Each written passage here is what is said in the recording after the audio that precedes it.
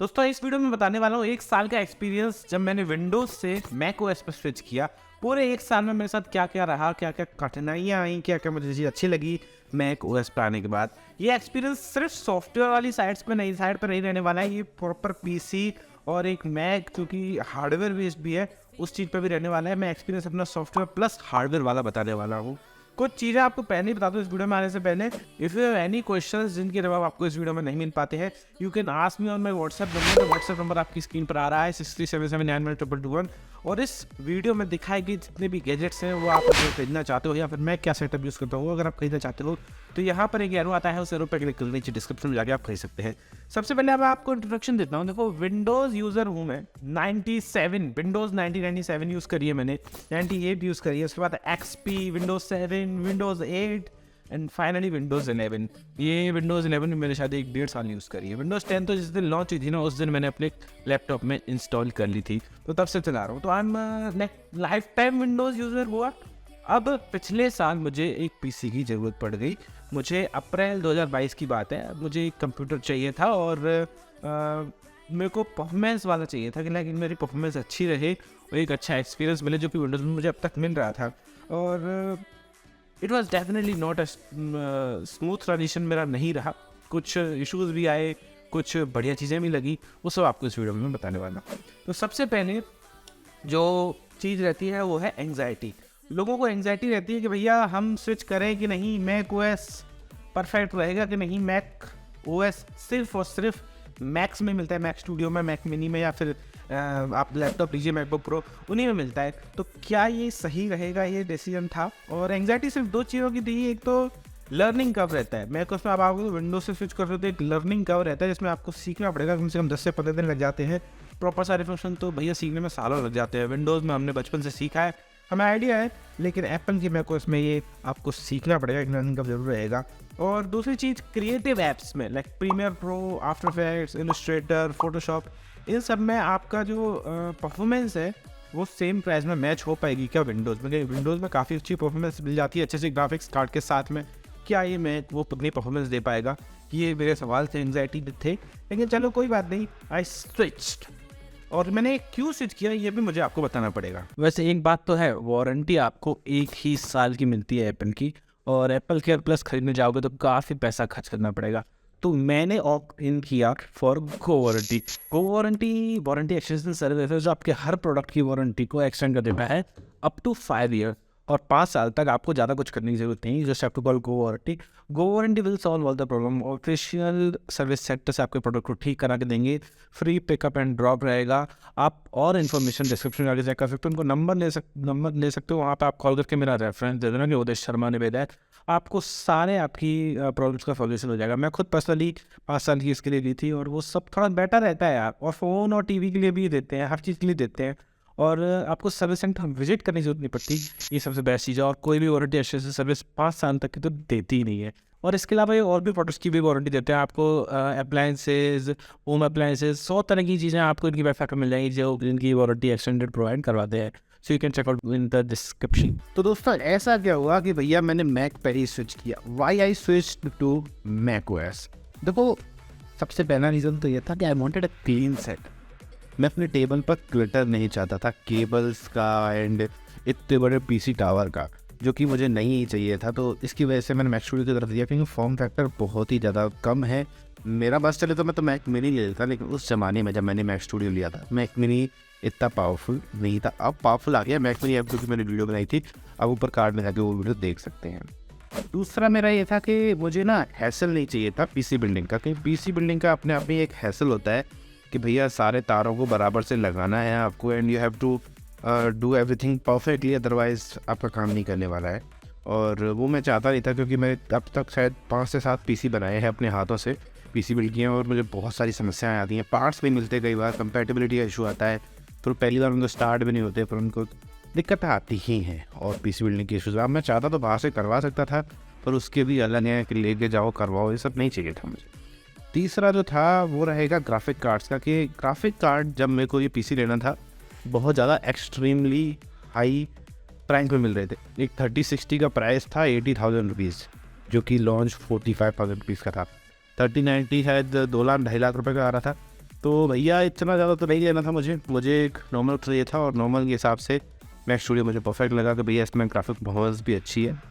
Basically performance मुझे creative apps में चाहिए थी प्रीमियर प्रो वगैरह में, तो मुझे इसमें मिल रही थी काफ़ी अच्छी 3080 की 37 to 3080 के बीच में परफॉर्मेंस में आराम से मिल जाती है। तो इशू लगा नहीं मुझे, तो that's why I switch to Mac, ये एक रीज़न रहा।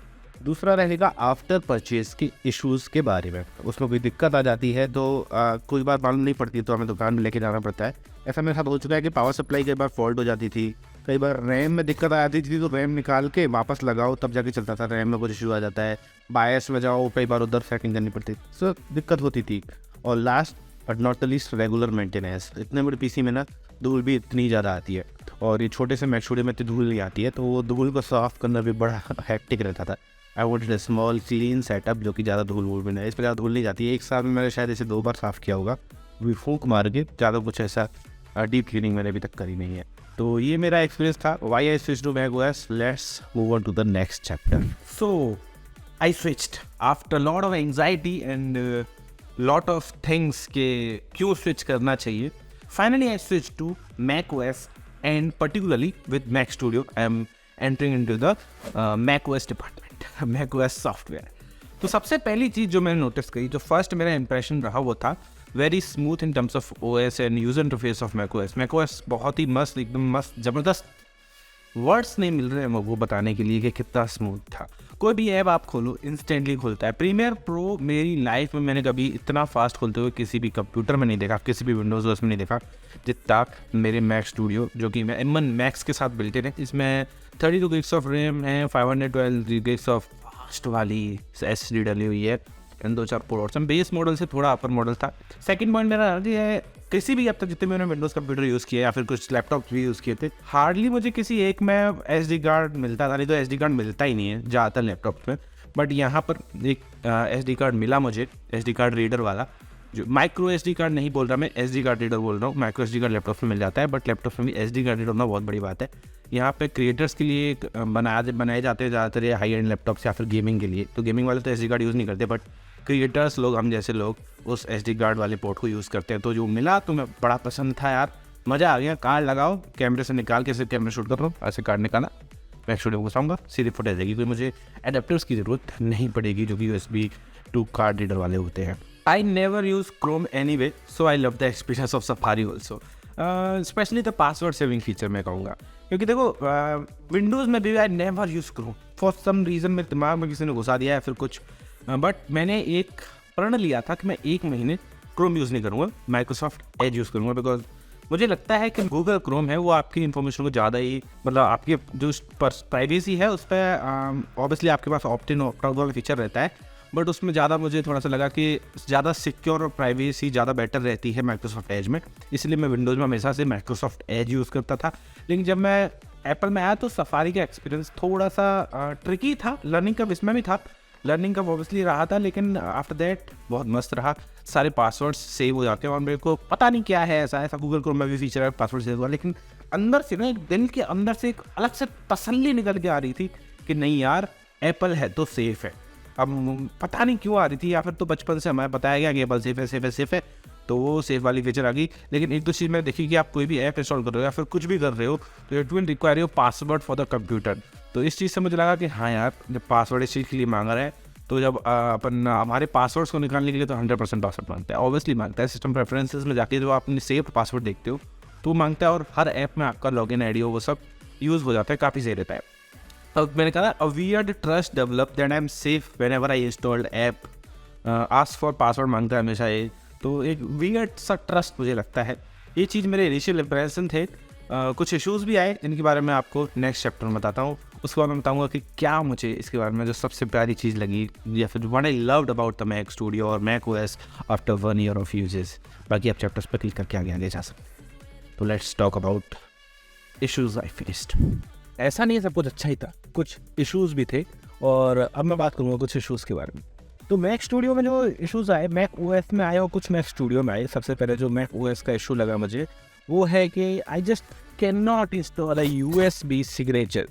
आप लोगों को नहीं पता है, तो USB के एक बहुत सारी कंपनीज़ हैं जो कि आप आप लगाते हो तो डिजिटल सिग्नेचर आपके हो जाते हैं किसी भी डॉक्यूमेंट पर, अगर आपको कहीं कोई कॉन्ट्रैक्ट साइन करना है वगैरह वगैरह। तो लेकिन मैक ओएस में I just couldn't install these. मैं बहुत कोशिश की, मैंने पूरी दम लगा दी, बट मैं उन्हें इंस्टॉल ही नहीं कर पाया उन सिग्नेचर्स को। 1 साल हो गया, आज तक बड़ा परेशान हूँ।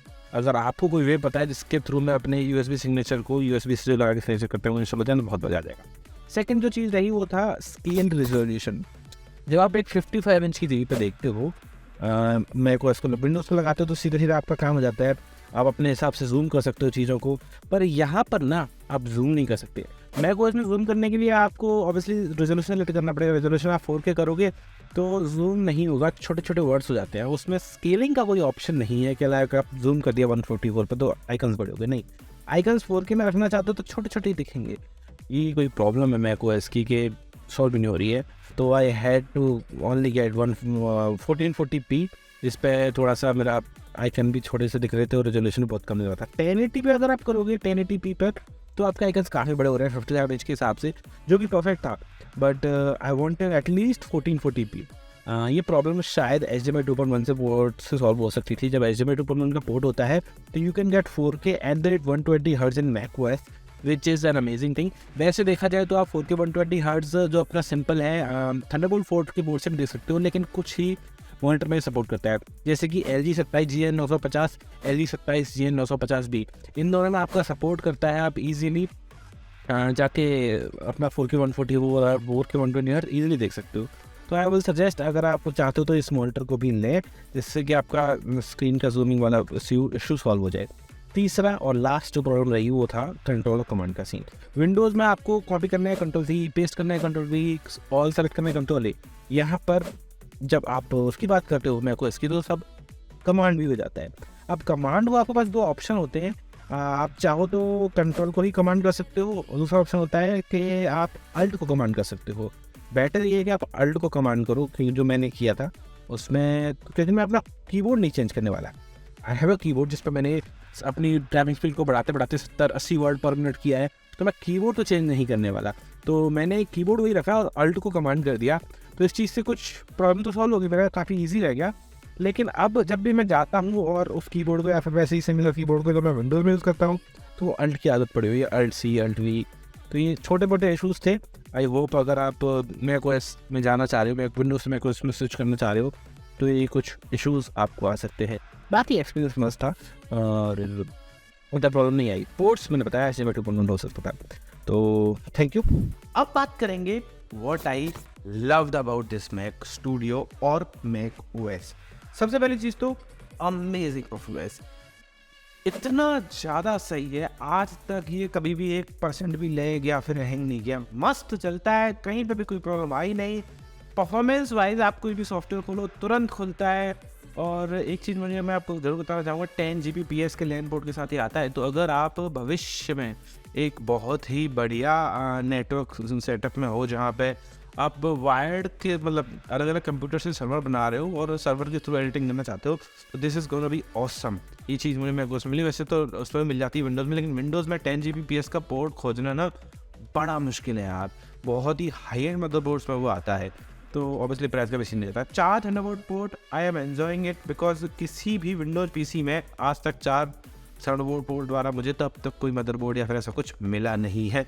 इस पर मिलता है and this thing is amazing. इसमें एक ही पोर्ट इतना कैपेबल है कि मेरे सारे जो भी चीज़ें हैं, मेरे डिवाइसेस है, वो सब एक ही पोर्ट से कनेक्ट हो जाते हैं। अगर मैं चाहूँ तो एक टाइप-C का एक्सटेंशन आता है, इसमें 4 USB लग जाएंगे, वैसा कुछ करके। ऐप क्रैशेस 0 है या मिनिमल कहूँगा मैं। एक आध बार ऐप क्रैशेस इसमें भी हुए हैं, विंडोज़ OS में भी होते हैं, ऐसी बात नहीं है।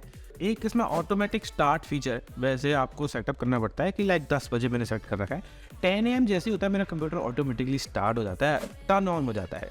और रीस्टार्टिंग में टाइम बड़ा कम लगता है। मैं आपको बताना चाहूँगा इस परफॉर्मेंस की बात कर रहे हैं, जो चीज़ मुझे पसंद आई, it start in a flash. Basically it's just so fast. सारी बात ये है कि इट्स जस्ट सो फास्ट।